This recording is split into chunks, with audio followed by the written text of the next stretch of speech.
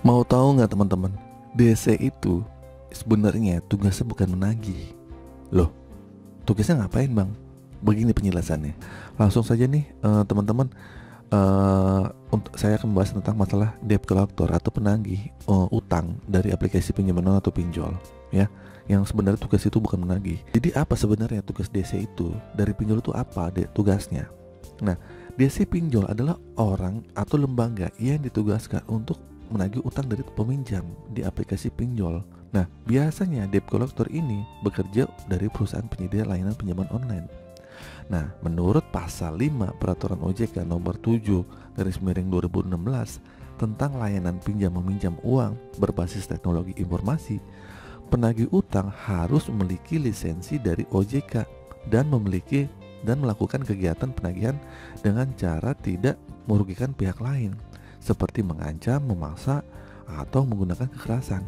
Nah, ini yang jadi garis bawah. DC itu bukan menagih kalau dia tidak punya lisensi yang dikeluarkan oleh OJK.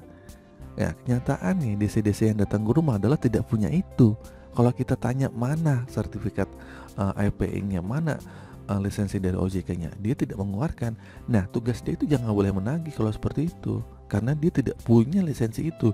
Dan di sini kan jelas ya, peraturan pasal 5 peraturan OJK ini menyebutkan kalau DC-DC pinjol itu harus punya memiliki lisensi dari OJK.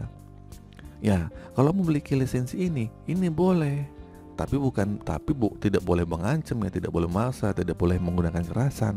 Nah, itu yang jadi masalah. Selain itu nih, debt collector dari pinjol juga harus menjaga kerahasiaan data peminjam.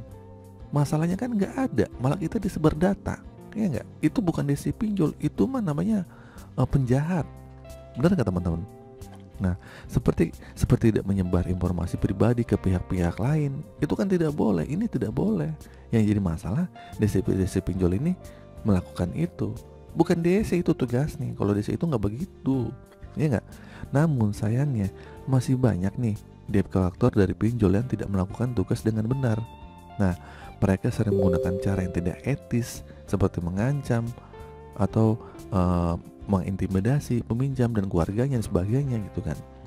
Oleh karena itu ya, sebagai konsumen kita tuh perlu tahu hak-hak kita dan cara melaporkan DC itu yang gimana, yang melanggar aturan.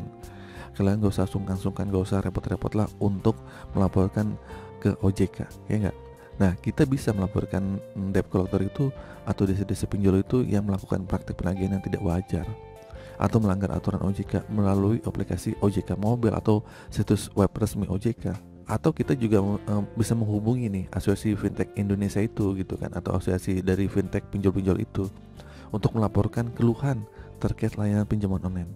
Nah, itulah ya teman-teman ya, sedikit informasi mengenai tugas debt collector atau DC pinjol dan hak konsumen. Oke, semoga video ini bermanfaat. Akhir kata singkat aja, assalamualaikum warahmatullahi wabarakatuh.